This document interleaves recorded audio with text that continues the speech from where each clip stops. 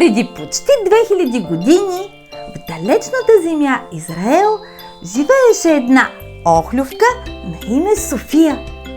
Тя беше много мъдра, беше живяла много дълго време и знаеше много неща.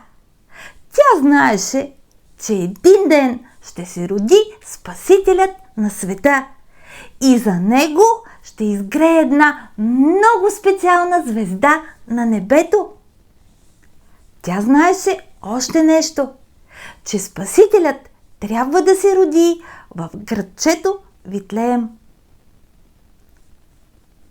Един ден охлювката беше обзета от много странно предчувствие. Никога преди не се беше чувствала така. Какво е това? Каза си тя. Какво се случва? Има нещо, което не разбирам. Дали не е времето да изгрее онази специалната звезда, която ще оповести раждането на Спасителя? О, каза си тя, трябва да отида във Витлеем и да проверя. И тя потегли на път. Една дебела гасеница гризеше зеле близо до охлювката и много внимателно я наблюдаваше. Какво става, охлювке? Хрус, хрус, хрус, каза гасеницата. Не ти ли харесва зелката?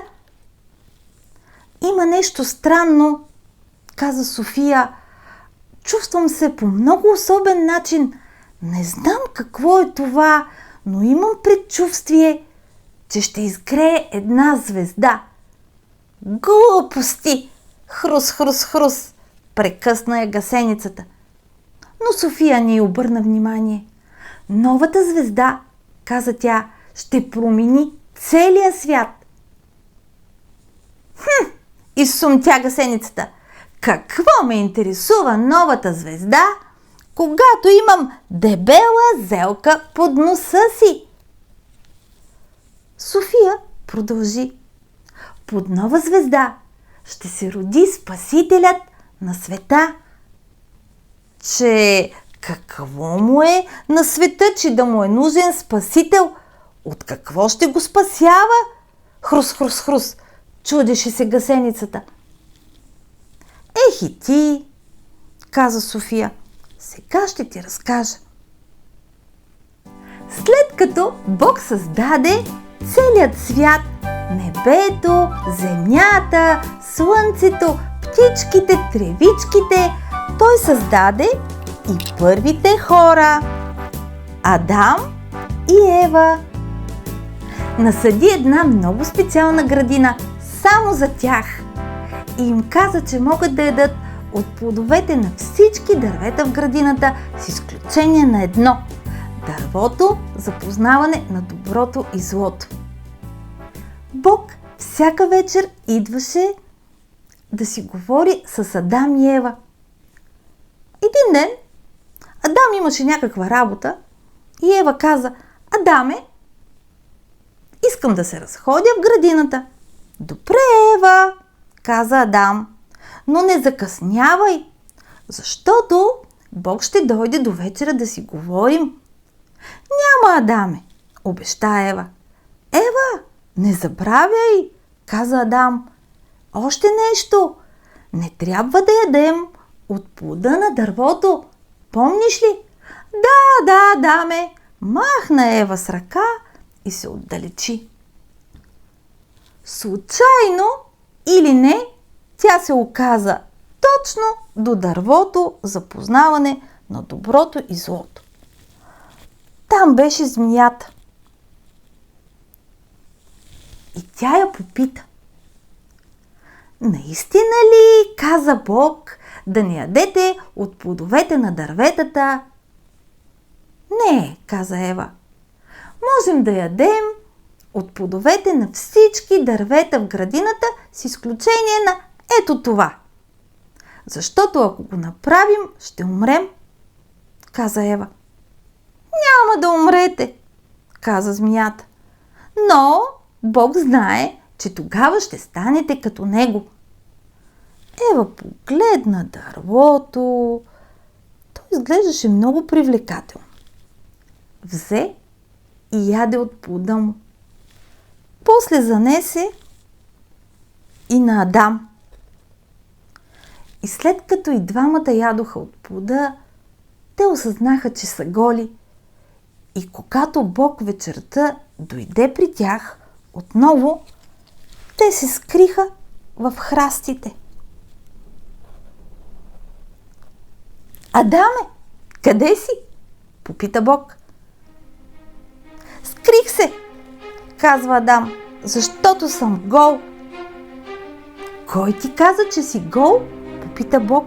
Да не би да си ял от онова дърво, за което ти казах да не го правиш?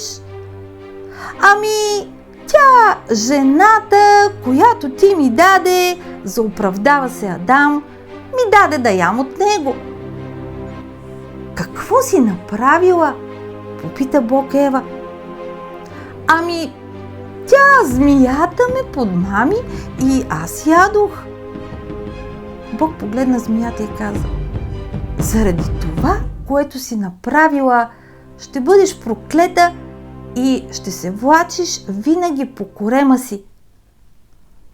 Погледна Адам и каза: и ти ще бъдеш наказан. Когато обработваш земята, тя ще ражда тръни и бодили. Погледна и Ева. И ти ще бъдеш наказана, каза Бог. Ще бъде трудно, когато раждаш децата, но, допълни Бог, един ден от твоето потомство ще се роди някой, който ще стъпче главата на змията, но тя ще му нарани петата. След което Бог направи дрехи за Адам и Ева от кожата на едно животно и ги облече.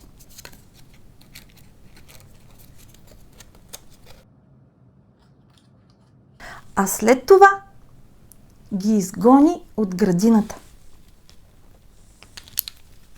Връзката между Бог и хората беше прекъсната, но когато изгрее звездата и се роди Спасителят на света, тя ще бъде възстановена. И аз отивам, за да не пропусна това, каза София. Какво ме интересува Спасителя на света? Хрус, хрус, хрус, каза гасеницата. Аз имам толкова много храна наоколо. Ти отивай. Аз ще те последвам, вероятно, когато изям всичко тук. София тръгна към Витлеем, но дотам имаше много път. Дали тя стигна и какво стана по пътя, ще видим в следващите епизоди.